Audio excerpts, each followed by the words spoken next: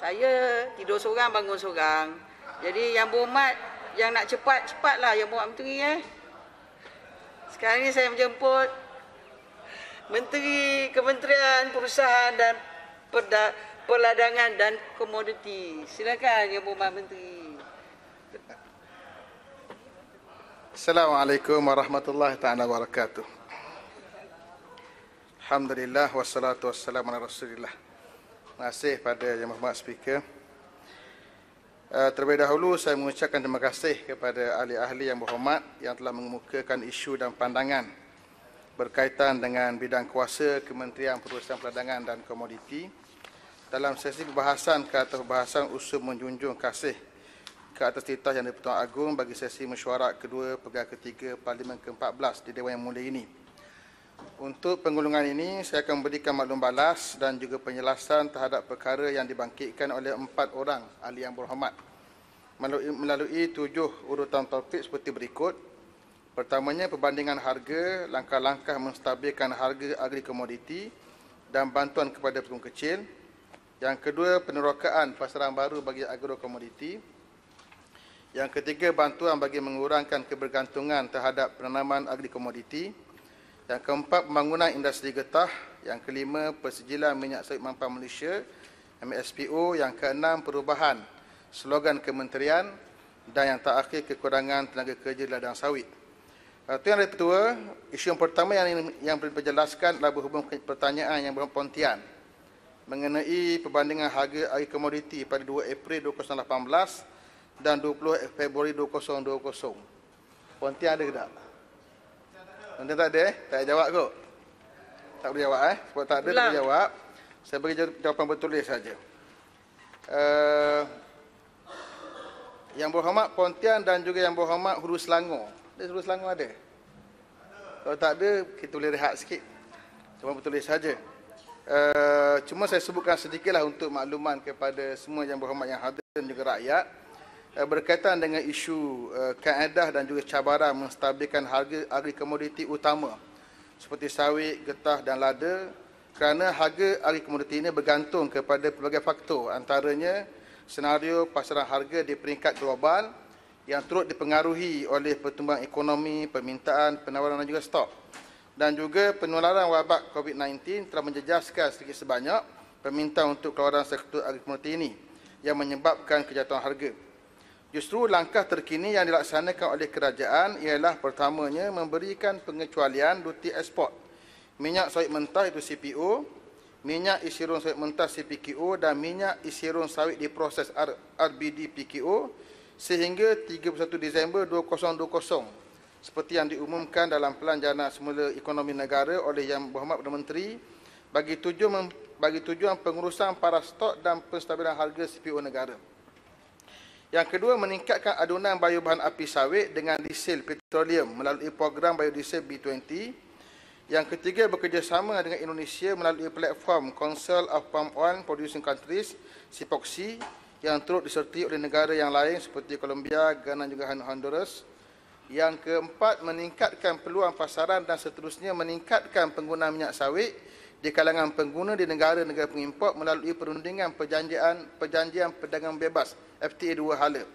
Yang kelima, meningkatkan kerjasama dengan negara pengeluar utama getah seperti Thailand, Indonesia dan juga Malaysia di bawah kerangka International Tripartite Rubber Council ITRC. Yang keenam, meneroka pasaran baru bagi semua agri komoditi melalui aktiviti promosi dan juga pemadanan pasaran baru dengan pengiriman tempatan dan pembelian di luar negara. Dan yang terakhir itu menjalankan misi-misi ekonomi dan teknikal bagi mengukuhkan hubungan dengan negara pengimport utama. Walaupun dalam situasi COVID-19 yang melanda dunia, misi kita laksanakan melalui atas talian dan kita telah melaksanakan sekurang-kurang 7 webinar yang diadakan oleh MPOB dan juga MPOC dengan tujuan mempromosi komoditi sawit. Itu yang pertama, untuk membantu pekebun kecil agri komoditi meningkatkan pendapatan dan juga mengatasi cabaran yang dihadapi oleh Anton Jaya sikit. Sebelum nak pergi topik tu. Okey. Boleh tu? Boleh. Terima kasih, betul-betul.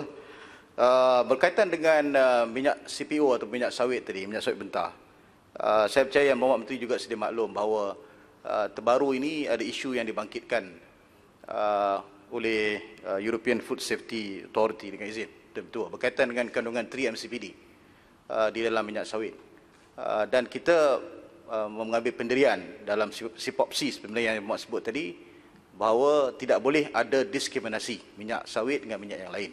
Saya ingin tanya kerajaan, kementerian, apa pendirian kementerian sekarang berkaitan dengan kandungan 3-MCPD ini? Kerana baru-baru ini dilaporkan oleh Reuters misalnya, kita mengambil pendirian berbeza, terkeluar daripada kerangka SIPOPSI itu dan tidak bersama-sama dengan Indonesia dalam hal ini. Apa pandangan Berhormat? Terima kasih. Terima kasih Yang Berhormat. Sebenarnya soalan ini tak saya jawab dalam soal jawab sebelum ini, tetapi untuk makluman saya sebut sekali lagi lah, iaitu tentang isu 3-MCPD ini, ada permintaan daripada industri untuk mereka mengguna pakai kaedah yang membolehkan mereka masuk ke pasaran Eropah. Kerana itu kita masih dalam proses perundingan dengan mereka untuk kita berikan apakah dia pandangan akhir kita melibatkan 3-MCPD. Untuk sektor sawit, untuk kita... Menteri. Ya. Sikit. Terima kasih. Malaysia sebagai pengeluar dan pengeksport utama beberapa komoditi seperti minyak sawit dan lain-lain, menerima kesan harga komoditi akibat industri yang termasuk dalam fragile industri, iaitu industri rapuh.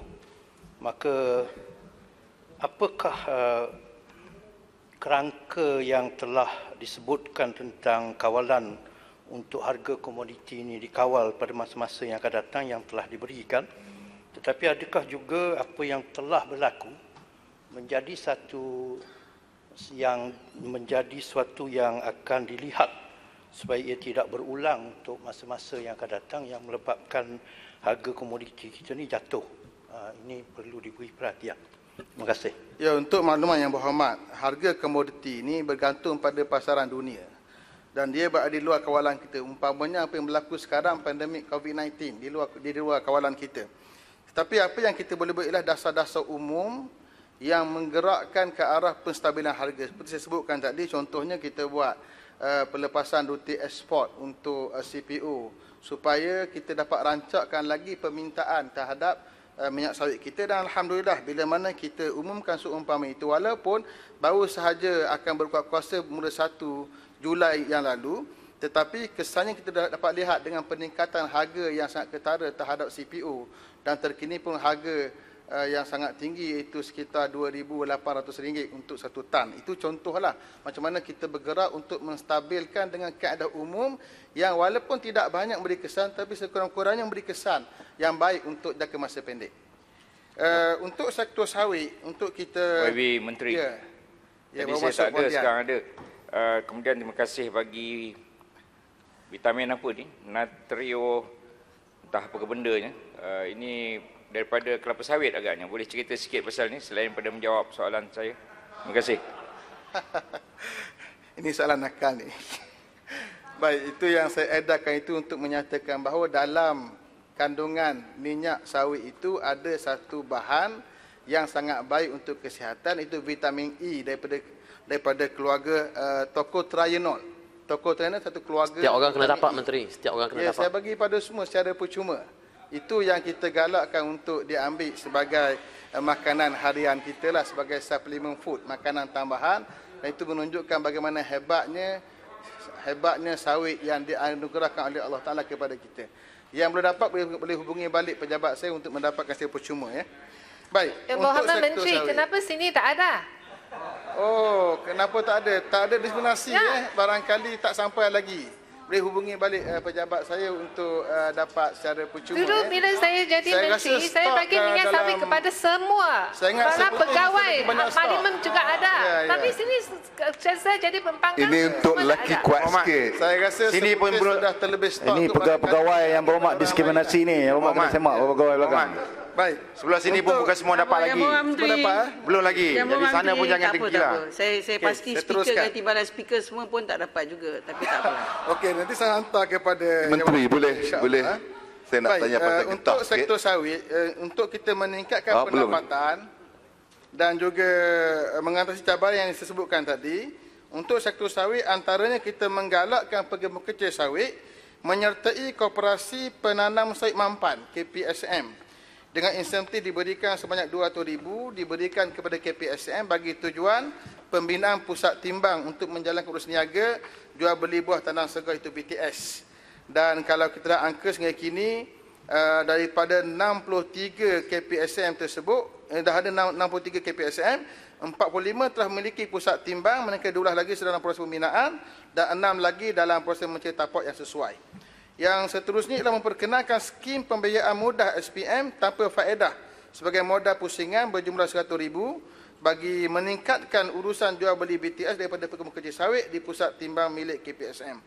Adapun berkaitan sektor getah, kerajaan kementerian memperkenalkan aplikasi RRIM Niaga yang boleh digunakan oleh peleseng untuk merekodkan urus niaga getah bagi mempercepatkan proses permohonan insentif pengeluaran getah LPG daripada Lembaga Getah Malaysia. Dan terkini Januari 2020 nanti semua pembeli getah berlesen diwajibkan menggunakan aplikasi ini supaya semua rekod jual beli getah terus sampai ke sistem LGM, maka penoreh tak perlu lagi mengisi borang ataupun membuat tuntutan secara manual. Boleh Yang Amat Menteri pasal getah? Ya, ya. Saya melihat pihak kementerian ada satu agensi Lembaga Getah Malaysia. Cuma kita dengar dalam pasaran dia nak membantu untuk rakyat di bawah untuk buat jalan. Tetapi yang kita melihat dunia mengiktiraf di Malaysia ialah yang sarung tangan pakai getah, kan? Sejauh mana pihak kementerian membantu kilang-kilang buat glove ni untuk memastikan letek ni juga, getah letek ini boleh diusahakan oleh rakyat biasa. Terima kasih. Ya, menarik soalan daripada Greg tadi. Isu sarung tangan getah perubatan yang menjadi sebahagian daripada keperluan dunia pada hari ini. Kita hanya mengeluarkan sekitar 10% saja daripada keperluan latex. Sedangkan latex digunakan untuk membuat sarung tangan getah perubatan ini. Maka kementerian bergerak untuk mewujudkan satu yang kita namakan koridor latex timur. Itu antara negeri Kelantan, Terengganu dan juga Pahang, bertujuan untuk meningkatkan lagi kadar pengeluaran getah latex ini. Dan dia akan bantu untuk syarikat sarung tangan perubatan ini untuk dimaju ke depan lagi, insya-Allah. Untuk sektor getah, seterusnya kita laksanakan pula mekanisme penetapan harga di ladang dengan menyediakan peruntukan sebanyak 6.4 juta ringgit sebagai modal pusingan kepada koperasi untuk tujuan urus niaga getah. Mekanisme ini dapat mengurangkan lapisan pembeli dan menawarkan harga kad belam pada purata RM pada purata 10 sen hingga 20 sen sekilogram, lebih tinggi berbanding pembeli getah yang lain. Untuk sektor lada pula, kementerian menyediakan bantuan input pertanian pekebun kecil lada di bawah pakej rangsangan ekonomi Prihatin 2020 berjumlah RM3,000 bagi 1 hektar yang diberi secara one-off melalui pemberian voucher. Ia dapat dimanfaatkan oleh 13,607 pekebun dengan peruntukan semua berjumlah 16.11 juta ringgit Malaysia. Untuk sektor koko pula, kementerian menggalakkan pekebun kecil koko untuk menjadi ahli koperasi kluster koko bagi membantu meningkatkan pendapatan dengan penjualan biji koko kering dan penjualan produk coklat. Yang kedua, menyediakan bantuan input pertanian dan juga peralatan pertanian di bawah PRI Prihatin tahun 2020 berjumlah 2.69 juta ringgit Malaysia bertujuan untuk dimanfaatkan oleh 4,566 orang pekebun. Untuk sektor kenaf pula, kita menyediakan insentif penanaman kenaf sebanyak RM2,385 per hektar dan juga RM2,955 untuk benih yang tadi untuk batang kenaf. Insentif belian balik batang kenaf pula dan benih masing-masing pada kadar RM500 per tan dan juga RM15 per kilogram. Dan terkini kita tambah lagi pembelian balik ini dengan kadar RM700 lebih untuk per tan. Berarti kalau seorang penanam ataupun penanam kenaf ini untuk tempoh satu musim selama 4 bulan, mereka boleh mendapat income sekitar RM7,000 lebih untuk satu projek di kawasan 1 hektar. Yang seterusnya menyalurkan bantuan input pertanian pekebun kecil di bawah pakej rangsangan ekonomi Prihatin 2020 berjumlah RM968,680 Malaysia. Sebanyak 1,357 orang pekebun kecil yang terlibat dengan keluasan keseluruhan tanaman seluas 1,937 hektar melalui pemberian RM500 per hektar yang diberikan secara one-off melalui pemberian voucher.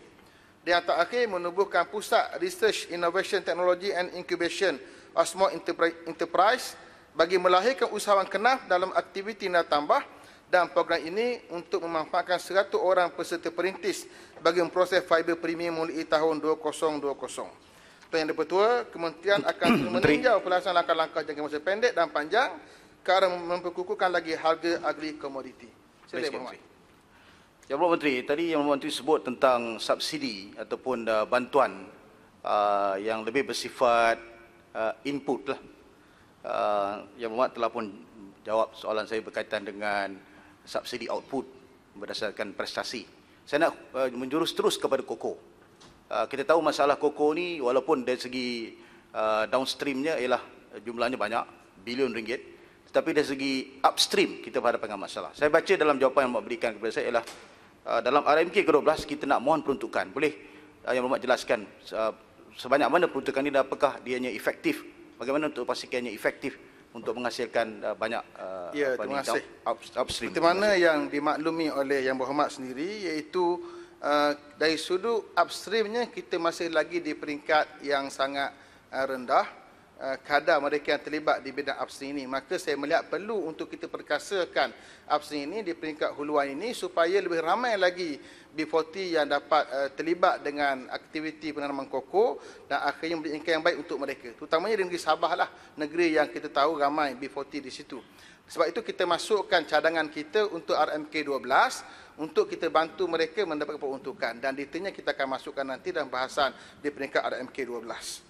Dan juga apa yang disebut Yang Berhormat tadi tentang output tadi, untuk kenaf sebagai contoh lah, kita berdasarkan pembelian balik kenaf yang mereka hasilkan untuk per hektar. Kalau dulu RM500 per tan, sekarang kita bagi RM700 lebih per tan. Berarti mereka akan dapat dalam masa 4 bulan bagi 1 hektar akan dapat RM7,000 lebih. Itu cukup untuk mereka bangkit sebagai seorang peladang yang berjaya, insya-Allah. Baik, saya pergi pada seterusnya. Yang Berhormat Urus Selangor membangkitkan isu berkaitan dengan penerokan pasaran baru dan kerjasama dengan negara pengeluar agri komoditi. Dalam meningkatkan pemasaran minyak kelapa sawit keluar negara, antara langkah yang sedang diambil oleh kementerian adalah memperkukuhkan pasaran ekspor utama sedia ada, terutamanya negara India, China, Pakistan dan juga Turki. Kementerian juga sedang mempromosi produk sawit dengan lebih agresif bagi menembusi pasaran baru seperti di benua Afrika, Asia Tengah dan juga negara-negara Timur Tengah. Kementerian juga berhasrat untuk mengadakan misi rasmi keluar negara pada hujung tahun ini seperti di negara Turki yang dilihat mempunyai potensi yang luas dalam penerokaan pasaran minyak sawit negara, dan kita mensasarkan pertambahan 300,000 tan ekspor minyak sawit menerusi Turki. Dalam hal ini, Turki akan menjadi hub ekspor minyak sawit yang mampu menembusi pasaran lain seperti ke negara Balkan dan juga Greece. Selain itu, pengecualian 100% ruti ekspor ke atas minyak sawit mentah, minyak istirahat sawit mentah dan juga minyak istirahat sawit mentah diproses mulai 1 Julai hingga 31 Disember 2020 bertujuan merancangkan lagi aktiviti ekspor sawit negara dengan memberi peluang kepada syarikat pengekspor minyak sawit untuk menerokai pasaran baru dalam tempoh pengecualian tersebut. Untuk makluman Yang Berhormat juga, antara langkah kerjasama dengan negara pengeluar agri komoditi yang lain yang kita laksanakan ialah mengetuai gabungan kerjasama bersama Indonesia menerusi SIPOKSI. Kerjasama ini adalah untuk memantapkan lagi amalan persekitaran mampan, pengurusan bekalan, aktiviti promosi dan juga pembangunan pekebun kecil. Yang kedua, menyambung semula perancangan dan perbincangan mekanisme alternatif jangka pendek bagi mengatasi masalah harga getah rendah di bawah kerangka Association of Natural Rubber Producing Countries ANRPC yang melibatkan 13 negara anggota. Yang ketiga, menjalankan kerjasama rapat dengan International Paper Community IPC dan negara anggota dalam mengkaji mekanisme terbaik untuk menstabilkan harga lada di peringkat antarabangsa. Seterusnya, Tuan Yang Dipertua, Yang Berhormat Urus Selangor juga membangkitkan isu berkaitan bantuan dalam mempelbagaikan tanaman dan penerokaan tanaman baharu bagi mengurangkan kebergantungan terhadap agri komoditi serta pemasaran produk mentah ini. Jawapannya ialah kementerian sentiasa menggalakkan pegawai kecil untuk mengamalkan tanaman integrasi bagi mempelbagaikan sumber pendapatan dan mengurangkan kebergantungan mereka kepada satu komoditi. Antara pendekatannya ialah pertama, menyediakan dana bantuan melalui program tanaman kontan B40 pekebun kecil sawit TKB40. Program ini telah dilancarkan di bawah Kementerian Pertanian dan Industri Makanan MAFI dengan pihak MPOB sebagai agensi pelaksana, dan dana yang diluluskan ialah sebanyak RM 1,084 juta. Dan tempoh pelaksanaan program ini adalah daripada Jun 2020 sehingga Disember 2020. Dan sasarannya ialah untuk sasaran pelaksanaan program ini adalah untuk pekebun kecil sawit dalam kelompok B40, di mana program ini melibatkan pemberian insentif tunai sebanyak 3,000 per hektar untuk tanaman pisang, iaitu RM1,700 untuk kos anak benih, RM1,000 untuk pembangunan tanah dan RM300 untuk kos baja dan racun. Manakala insentif sebanyak 7,000 per hektar untuk tanaman nanas, iaitu 5,000 untuk kos anak benih, 1,500 untuk bangunan tanah dan 500 untuk kos baja dan juga racun. Program ini dijangka dapat memanfaatkan seramai 250 orang pekebun kecil dengan kawasan tanaman berjumlah 250 hektar. Dan juga untuk menggalakkan integrasi getah dengan pelbagai jenis tanaman sama ada jangka masa pendek atau sederhana dan juga panjang bergantung kepada sistem tanaman yang dipakai. Bagi jangka pendek, antara tanaman integrasi yang digalakkan ialah nanas, manakala tanaman pokok buah sarak pula lebih sesuai untuk tanaman jangka sederhana. Dan bagi sistem tanaman getah pelpagar pula, integrasi tanaman seperti durian, belimbing besi, durian Belanda dan cempedak dapat dilaksanakan. Dan untuk makluman semua, pihak Risda di bawah Kementerian Pembangunan Luar Bandar turut menyediakan beberapa bantuan seperti aktiviti ekonomi tambahan untuk mempelbagaikan lagi pendapatan pekebun kecil. Yang ketiga, kita menjalankan juga kajian mengeluarkan kelon-kelon dan bahan tanaman yang berkualiti yang boleh meningkatkan lagi hasil komoditi. Selain itu, kementerian juga menggalakkan pekebun kecil untuk mengamalkan integrasi ternakan seperti integrasi getah dengan lebah dan juga kelulut. Pekebun kecil turut boleh mendapat bimbingan mengenai tanaman integrasi ini dan maklumat lain berkaitan dengan kebun getah melalui Rubber Research Mini Station RI Minis yang dibina di pendidikan negeri. Walau bagaimanapun, menyedari akan keperluan dan kehendak pekebun kecil, kementerian sedang mengkaji cadangan untuk menstrukturkan balik TSPKS dan IPPKS untuk dikhususkan kepada golongan sasaran tertentu seperti golongan B40 saja. Tuan Yang Bertua, Kementerian juga memperkenalkan skim pembiayaan mudah tanaman semula pekebun kecil sawit TSPKS dan skim pembiayaan mudah input pertanian pekebun kecil sawit IPPKS bertujuan untuk membantu meringankan bebanan kewangan pekebun kecil sawit. Skim ini adalah untuk membantu pekebun kecil melaksanakan penanaman semula dengan menggunakan benih yang berkualiti untuk meningkatkan hasil tanaman. Seterusnya, Tuan Yang Bertua, pihak kementerian juga sentiasa komited dalam membangunkan sektor agri komoditi bagi mengurangkan kebergantungan kepada pemasaran produk mentah sahaja. Antaranya ialah memperkenalkan program usahawan produk getah dengan tujuan menyediakan kemudahan latihan dan bimbingan teori dan amali kepada usahawan dalam menghasilkan produk berkualiti di pasaran tempatan dan juga luar negara. Yang kedua, menyediakan pelbagai insentif untuk penggiat industri hiliran dengan tujuan membantu mereka menjana produk getah baharu serta menambah baik produk semasa melalui penyedikan, dana bantuan, pemasaran barangan dan juga sebagainya oleh Majlis Getah Malaysia. Dan yang terakhir, melaksanakan program pembangunan usahawan lada yang memberi tumpuan kepada peningkatan produktiviti dan kecekapan serta inovasi dan membangunkan produk lada bernilai tambah tinggi. Tuan Yang Bertua, Yang Berhormat Sik telah membangkitkan isu berkaitan usaha pihak kementerian bagi membangunkan lagi industri getah. Jawapannya ialah kementerian sentiasa berusaha ke arah membangunkan industri getah negara ini. Dengan pertamanya, kita galakkan aktiviti penyelidikan dan pembangunan R&D bagi menjamin kelestarian produk getah di samping meningkatkan nilai tambah produk getah serta meningkatkan permintaan dengan memperkukuh pasaran sedia ada dan meneroka pasaran baru.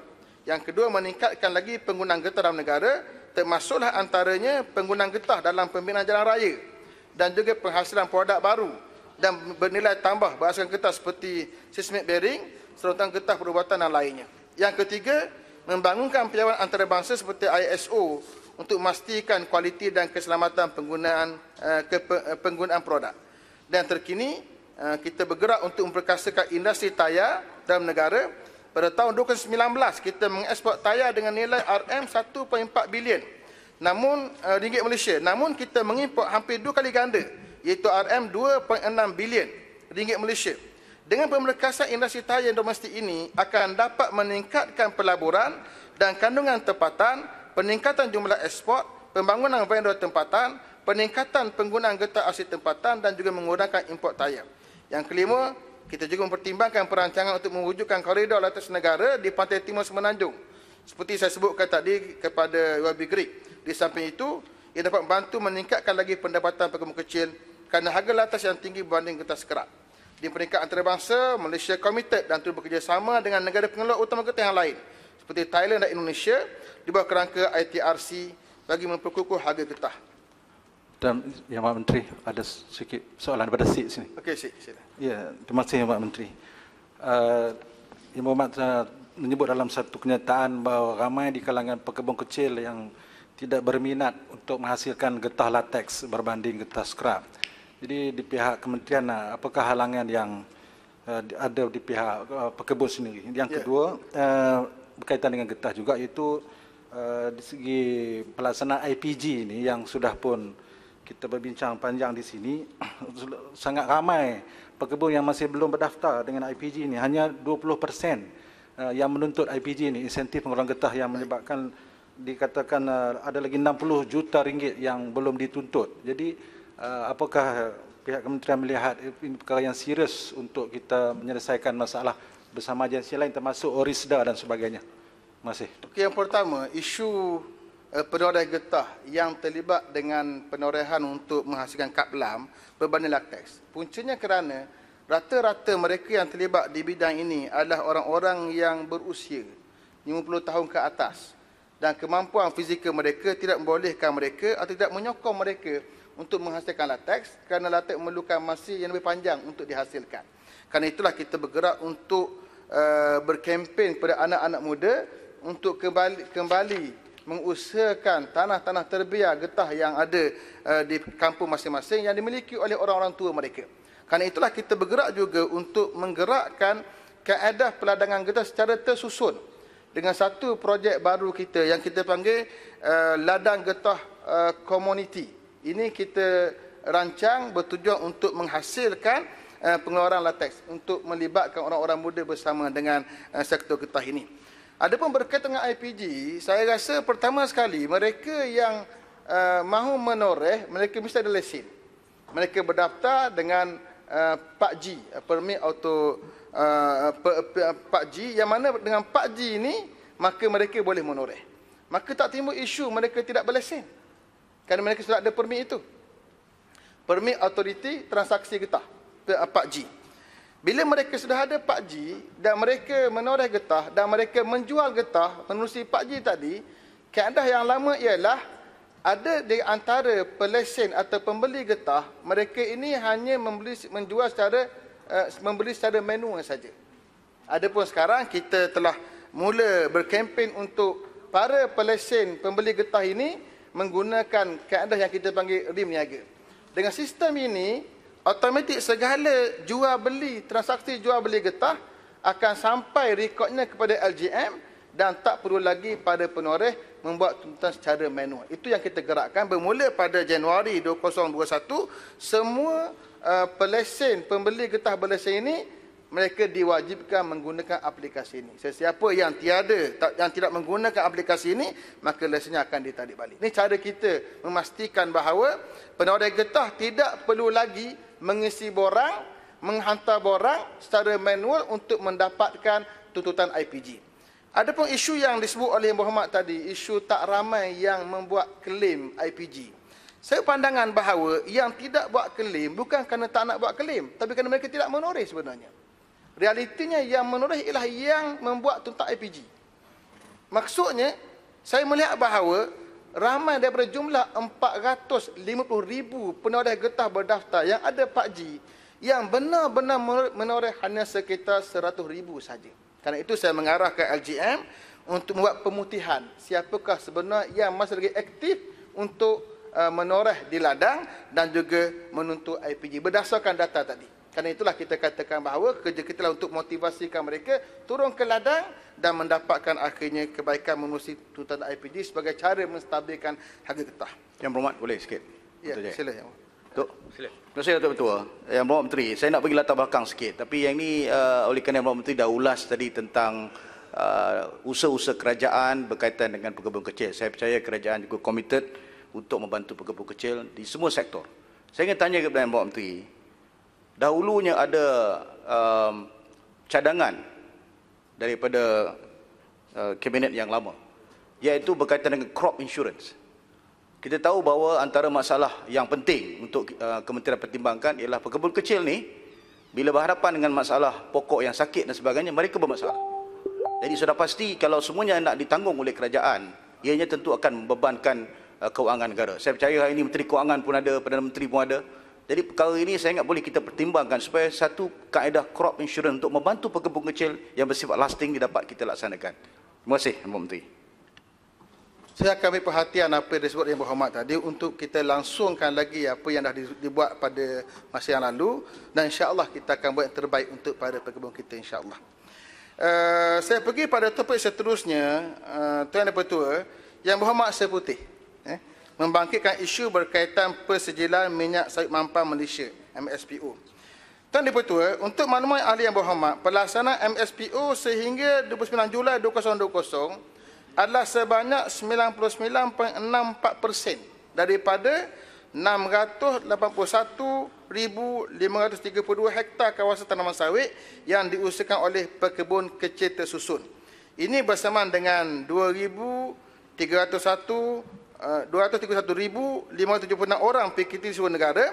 Namun begitu, bagi kategori pekebun kecil persendirian, hanya 24.12% sahaja daripada 986,331 hektar kawasan tanaman sawit mereka yang melibatkan pembabitan 63,480 orang pekebun kecil persendirian telah dipersediakan MSPO.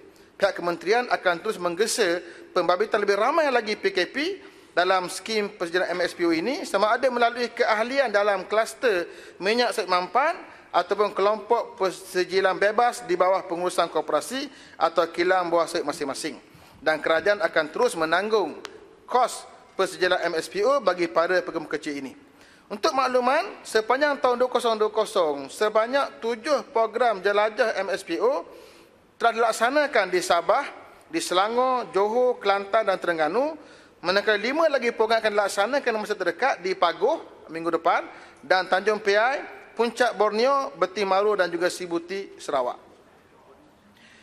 Tuan Yang Pertua, Yang Berhormat Seputih juga membangkitkan isu berkaitan slogan kementerian. Ini barangkali Yang Berhormat nak bangun nanti tanya. Kementerian akan terus memperkasakan dan akan membuat penambahbaikan ke atas dasar yang telah dilaksanakan oleh kerajaan sebelum ini, tetapi dengan slogan kempen yang berbeza, mengikut acuan dan kaedah kerajaan yang ada pada hari ini. Kementerian berpendapat bahawa slogan sawit anugerah Tuhan ataupun palm oil is God gift adalah lebih bersifat universal dan boleh diterima pakai di seluruh dunia.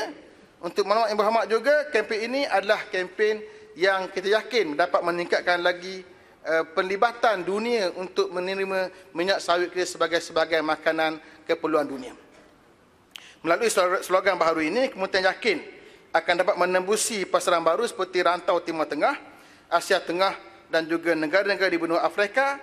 Dan untuk makluman, minyak sawit dan produk berasaskan sawit terdapat dalam 6 daripada 10 barangan makanan dan bukan makanan yang dijual di pasar raya utama di lebih 160 negara di dunia. Pada masa yang sama, kita akan perkukuhkan lagi pasaran-pasaran sedia ada dengan pendekatan yang lebih mantap. Boleh minta penjelasan? Ya, sila. Yang mana bukan God's gift? Yang mana minyak jenis mana yang bukan anugerah Tuhan? Olive oil is God's gift. Sunflower oil is God's gift. Semua yang kita boleh nampak di dunia ini dalam semester ini adalah anugerah Tuhan.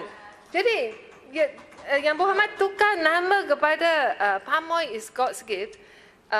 Jadi, orang akan tanya baliklah, bukankah olive oil itu God's gift also?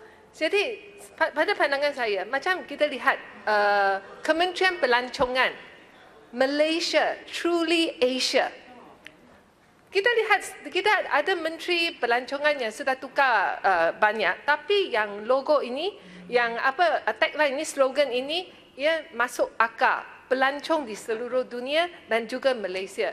Saya rasa tak perlu kerana tukar menteri, tukar kerajaan, kita nak tukar satu kempen. Kempen itu adalah untuk mempromosi produk yang sangat penting bagi Malaysia. Jadi kita perlulah ikut. Itu bukan slogan saya, itu slogan Sayangi Sawiku adalah kementerian. Love my palm oil, my MY adalah Malaysia. Jadi saya ramai juga tak faham kenapa yang bagi saya jawab hanya kerana datang dari PAS. Jadi semua mesti kaitkan dengan Tuhan. Ini Yang Berhormat, Yang Berhormat sawit daripada Tuhan ini, dia datang ciplak daripada Indonesia. Tak ada origin. Yang Berhormat, saya rasa Yang Berhormat Menteri belum beri laluan. Beri laluan? Kawan-kawan Yang Berhormat. Sila. Dia bukan original kita. Jadi kalau kita nak promosi minyak kita, minyak sawit Malaysia, apa beza dia minyak sawit Malaysia dengan minyak sawit yang lain? Tapi kalau kita nak argue, Yang Berhormat, kalau kita nak bahaskan perkara yang subjektif macam ni, sampai bila pun tak habis. Sebab sebelah sini prefer yang macam tu, sebelah sini tak pula apa, speaker, bagi prefer saya yang jawab macam ni. Tak apa speaker, nanti menteri boleh jawab. Ya. Tapi puan saya speaker ialah kita ada kempen yang mana identik dengan kita punya minyak sawit kita. Sebab tu tadi dia sebut soal MSPO. Minyak sawit kita berkualiti 99%. Sekarang sudah dapat sijil. Jadi ini maksud yang cuba kita highlightkan di sini Yang Berhormat Menteri. Terima kasih. Okey, slogan yang diguna pakai oleh Yang Berhormat Seputih ialah sayangi sawitku. Kenapa tidak guna sayangi kokoku? Sayangi getahku? Sayangi kenafku? Kenapa hanya kelapa sawit? Cara fikir yang sama juga diajukan kepada Seputih. Hari ini saya menggunakan sawit anugerah Tuhan. Adakah menafikan bahawa getah anugerah Tuhan? Adakah menafikan bahawa kenaf anugerah Tuhan? Adakah menafikan Seputih ada anugerah Tuhan kepada DAP? Tidak menafikan. Bila mana kita menyatakan sebagai contoh, saya katakan bahawa sekejap, bagi saya rasa Yang Berhormat Menteri tengah jawab. Ya. Yang Berhormat Seputih baik. Adakah menafikan orang lain tak baik? Menafikan baiknya Yang Berhormat Hantuah? Hantuah juga baik. Seputih juga baik. Tapi saya bercakap tentang kebaikan yang ada pada Seputih, yang telah menjalankan polisi dan juga slogan, melancarkan slogan sayangi sawitku. Maka tugas saya pula ialah untuk ke depan sedikit lagi. Kita sayangi sawitku dan kita sayangi juga Seputih. Sama sayang juga semua orang. Tapi kita juga mahu bergerak ke hadapan lebih jauh. Kita menyatakan bahawa sawit anugerah Tuhan dengan merujuk bahawa terlalu banyak keistimewaan yang ada pada sawit yang diberi oleh Allah Ta'ala kepada kita. Maka dengan cara mempromosikan kehebatan dan kebaikan sawit inilah kita mengharapkan agar pasaran sawit kita lebih global, lebih besar, menembusi pasaran-pasaran baru seperti Afrika, Timur Tengah lagi besar, negara China lagi besar dan ini lagi besar. Dan kita boleh skip ataupun kita boleh kurangkan pergantungan kita kepada Eropah semata-mata. Ibarat seorang perempuan, seorang laki-laki.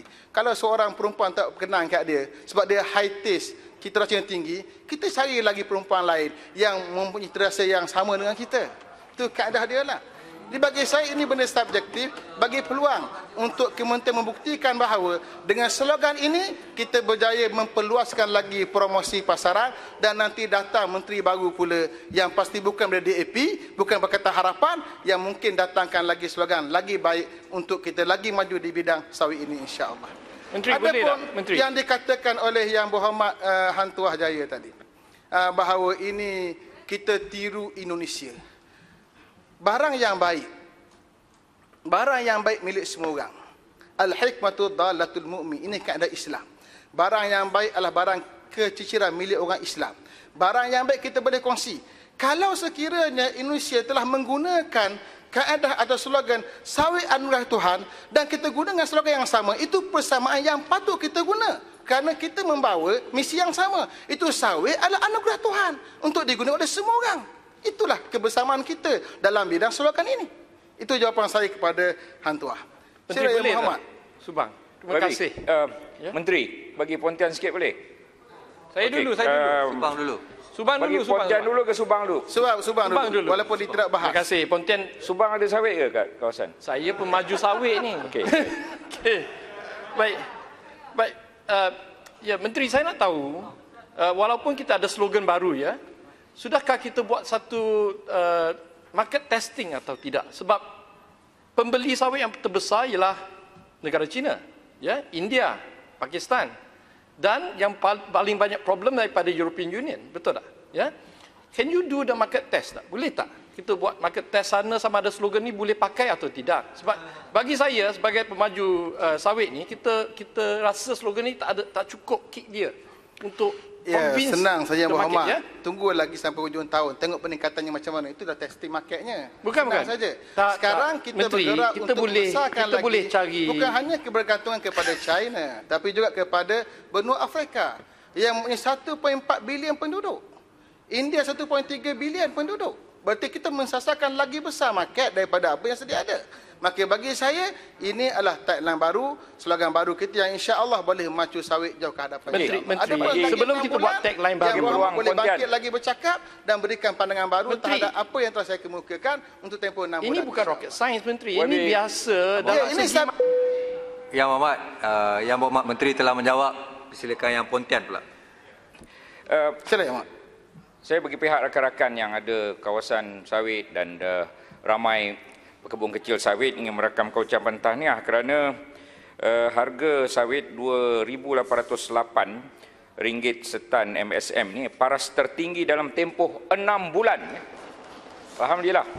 Dan kemudian buah tandan segar FFB RM580 satu tan semalam. Jadi ada apa formula magic yang Berhormat Menteri telah lakukan? Formula kita adalah doa kita semua. Doa kita semua untuk sawit kita mendapat perhatian dunia. Dan insya-Allah kita akan lihat hasilnya lagi 6 bulan atau lagi setahun insya-Allah. Bagi Bapak Menteri boleh melaksanakan dasar baru. Yang Muhammad cuma tinggal 3 minit ya. Ya, 3 minit sekejap ya, Greg. Saya nak jawab yang terakhir daripada Seputih. Yang Seputih juga membangkitkan isu berkaitan kekurangan tenaga kerja di ladang sawit. Sektor peladangan adalah satu sektor yang berintensifkan buruh dan sangat bergantung pada tenaga kerja asing. Sehingga 31 Julai 2020 dianggarkan lebih 500,000 orang pekerja yang terlibat dalam sektor ini, dan peladangan sawit merupakan subsektor yang paling bergantung kepada tenaga kerja asing, itu sebanyak 77%. Sebagai langkah penyelesaian jangka masa pendek, kerajaan akan membantu untuk menyelesaikan isu-isu berkaitan kekurangan tenaga kerja asing ini melalui pelonggaran syarat bagi permohonan pertukaran majikan ataupun PTM. Syarat baharu prosedur ini memberi kelonggaran kepada majikan-majikan yang terkesan dan tidak berkeupayaan untuk meneruskan penggajian pekerja asing untuk memindah atau menukarkan keseluruhan atau sebahagian pekerja asing mereka kepada syarikat lain yang mempunyai keperluan tenaga kerja. Untuk jangka masa sederhana dan panjang, pelbagai usaha telah dilaksanakan dan akan terus dilaksanakan oleh kerajaan bagi mengatasi masalah kebergantungan kepada tenaga kerja asing ini dan masalah kekurangan tenaga kerja yang melanda sektor ini. Antaranya ialah pertama, menetapkan gaji minimum oleh kerajaan, itu sebanyak RM1,200 sebulan di wilayah bandar utama dan RM1,100 sebulan selain wilayah bandar utama. Majikan juga digalakkan untuk mengambil bahagian dalam karnival kejayaan seluruh negara yang dilaksanakan dari semasa ke semasa. Yang kedua, melatih belia tempatan secara berterusan di bawah Institut Peladangan dan Komoditi Impak sebagai persediaan untuk menceburi industri agri-komoditi. Yang ketiga, menggalakkan penggunaan mesin atau jentera di sektor peladangan terutamanya bagi aktiviti penuaian dan pemungutan BTS di bawah skim galakan mekanisasi industri sawit yang diperuntukkan sebanyak RM4.5 juta Malaysia. Yang keempat, mendapatkan teknologi dan inovasi baharu berkaitan industri sawit secara berterusan melalui penyelidikan dalam penjenteraan industri sawit dengan mewujudkan dana mekanisasi sawit berjumlah RM30 juta. Untuk makluman yang berhormat juga, berdasarkan data MPOB, pengeluaran minyak sawit mentah pada tahun ini tidak mengalami sebarang kejatuhan mendadak dan mencatatkan pengeluaran dalam trend stabil serta meningkat dalam kebanyakan bulan. kerajaan menjangkakan pengeluaran bulanan CPO pada bulan Julai hingga Disember 2020 adalah antara 1,700,000 tan hingga 1,850,000 tan. Secara amnya, isu ketidakcukupan tenaga kerja sehingga mengganggu pengeluaran ladang tidak timbul pada ketika ini. Pihak kementerian juga melalui MRC menyediakan dana khas berjumlah RM36 juta bagi menggalakkan industri hiliran, terutamanya sektor pengeluaran sarung tangan getah untuk mengambil lebih ramai pekerja tempatan. Penyediaan dana ini sejajar dengan dasar bahadur kerajaan yang mengutamakan perwujudan lebih banyak peluang pekerjaan kepada rakyat Malaysia dalam usaha mengurangkan kebergantungan kepada pekerja asing. Melalui dana ini, subsidi upah sebanyak RM300 sebulan akan disediakan untuk seorang warga tempatan bagi tempoh 12 bulan yang diambil bekerja dalam sektor hiliran ini, dan dianggarkan dana ini akan menyediakan peluang pekerjaan kepada 10,000 rakyat Malaysia bagi menggantikan 10,000 warga asing yang bekerja di sektor hiliran getah, terutamanya untuk sarung tangan getah. Seperti tak nak bangun kali ini, Boleh menjelaskan. Berarti akur dengan dasar kerajaan terkini, Boleh tanya soalan sikit? Ya, dan penutupnya. Boleh. Ya, boleh. Sikit. Boleh, ya, speaker sikit. Sila. Terima kasih untuk speaker dan juga yang berhormat. Masalah tenaga kerja di ladang-ladang ni satu masalah yang tak selesai-selesai. Saya rasa mechanization atau mekanisasi yang diwar-warkan oleh kerajaan, sama ada kerajaan BN atau PH atau kerajaan sekarang, tidak akan berjaya kalau sekiranya kita tidak bersungguh-sungguh untuk melakukan inovasi dan invention, mencipta satu bentuk mesin yang boleh mengambil alih tenaga kerja, tempat tenaga kerja memotong buah-buah di ladang-ladang. Kenapa tidak kita mewujudkan satu jenis mesin yang berupa kren yang tinggi? Kren itu boleh mencapai buah-buah kelapa sawit ini, memotong-motong buah kelapa sawit ini. Kalau ada kren-kren yang boleh mengangkat barang-barang yang berat-berat, kenapa tidak kita buat kren-kren yang mempunyai tangan-tangan robotik untuk memotong buah-buah ini? Ini akan menyelesaikan masalah tenaga kerja satu hal. Keduanya, menjimatkan pengaliran wang asing berbilion ringgit sebulan. Setahun berpuluh-puluh bilion. Saya rasa kerajaan seharusnya bersedia untuk membelanjakan wang dalam bidang research and development untuk mewujudkan mesin-mesin yang sedemikian. Ya, terkini untuk maklumat yang berhormat, MPOB juga membuat kerjasama dengan Kementerian Sains dan Teknologi untuk kita melihat peluang-peluang untuk kita mewujudkan lagi jenis-jenis terbaru yang dapat digunakan di sektor perdagangan sawit ini, insya-Allah.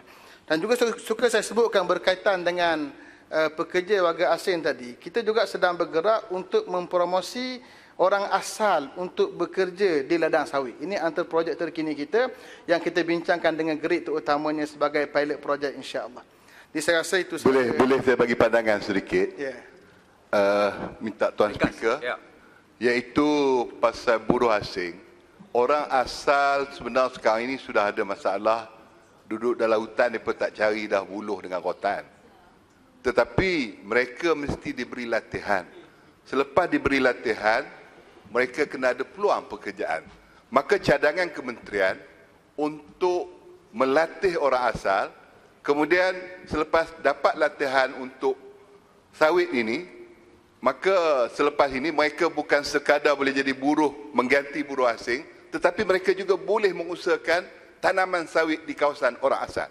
Minta pandangan Menteri. Di bawah kementerian kita ada Plasma, Pusat Latihan Sawit, dan juga kita ada Impact, Institut Komoditi, untuk melatih mereka-mereka yang mahu terlibat di bidang industri sawit. Dan kita yakin bahawa dengan projek baru kita untuk melatih orang-orang asal seluruh negara untuk terlibat di bidang peladangan ini, kita yakin mereka akan dapat bersama kita merancakkan lagi sektor sawit ini, insya-Allah. Dan kita akan jadikan kawasan yang berhormat GRIT sebagai pilot projek kita, insya-Allah.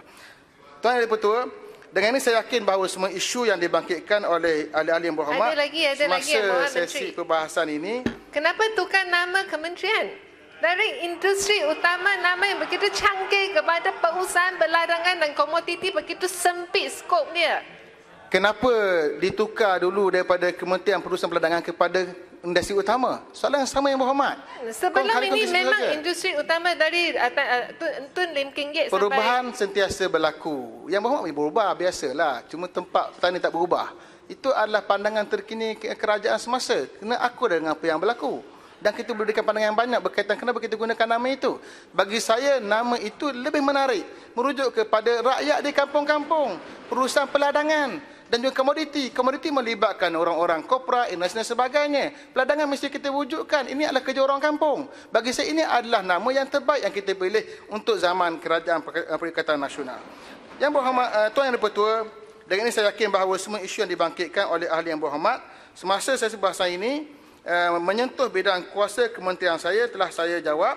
Seterusnya pihak kementerian akan mengambil tindakan susulan sewajarnya terhadap semua saranan dan cadangan ahli yang berhormat agar industri agri komoditi kita ini terus kukuh dan berdaya saing. Sekian. Wassalamualaikum warahmatullahi taala wabarakatuh. Salam.